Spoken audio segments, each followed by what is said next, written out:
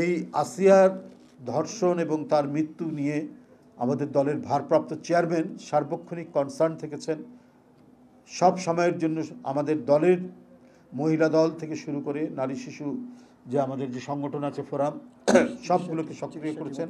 এবং চিকিৎসা টিম, আপনারা ডাক্তার রফিক সাহেবকে তো চেনেন, আমাদের দিন রাত তার চিকিৎসার জন্য ঢাকা মেডিকেল কলেজে, ঢাকা মেডিকেল কলেজ হাসপাতালে এবং সিএমএইচে দিন রাত তার খোঁজখবর রাখা, তার চিকিৎসা দেওয়ার ব্যাপারে কাজ করেছেন এবং সবার এই তত্ত্বাবধান করেছেন আমাদের দলের ভারপ্রাপ্ত চেয়ারম্যান জনাব তারেক রহমান।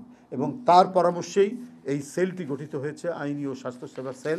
এবং এরা এখন থেকে সার্বক্ষণিক এই যে ঘটনাগুলো, এই ঘটনাগুলোর তারা তথ্য সংগ্রহ করা এবং এই ব্যাপারে মানে তাদের মানে সজাগ থাকা, এগুলোকে মানে পর্যবেক্ষণ করা এবং দ্রুত মানে কার্যকরী ব্যবস্থা নেওয়ার জন্য এই সেলটি কাজ করবে। কেন্দ্রীয় আমাদের ব্যারিস্টার কায়সার কামাল এবং ডাক্তার রফিকুল ইসলামের নেতৃত্বে সারা দেশে এই কমিটি যেটা করা হয়েছে, আপনার অ্যাডভোকেটদের নিয়ে আইনি এবং ডাক্তারদের নিয়ে স্বাস্থ্যসেবা সেল, তারা মিলে এটা খুব দ্রুত গতিতে এই বিষয়গুলি তারা দেখবে এবং এটার জন্য যাবতীয় যে কাজগুলো তাদেরকে বলা হয়েছে সেগুলো তারা যথাসাধ্য সেটা সম্পাদন করবে। এটাই হচ্ছে এই উদ্দেশ্য নিয়েই এই সেলটি গঠন করা হয়েছে। তো আপনাদের সকলকে ধন্যবাদ। আপনারা এই জন্য আজকে আপনাদেরকে আমন্ত্রণ জানানো হয়েছিল। এটা একটু খুবই গুরুত্বপূর্ণ বিষয় ছিল। গত 15 বছরের যে গত 15 বছরের সংস্কৃতির বিচারহীনতার যে সংস্কৃতি এবং আইনের শাসনের অনুপস্থিতিতে যে মানে দুর্যোগ এই দেশের উপর দিয়ে ঘটে গেছে, তার রেশ এখনো চলছে।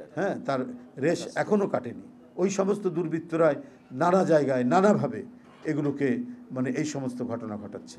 তবে ইনশাল্লাহ অতি দ্রুত সমস্ত কিছুর অবসান ঘটাবে।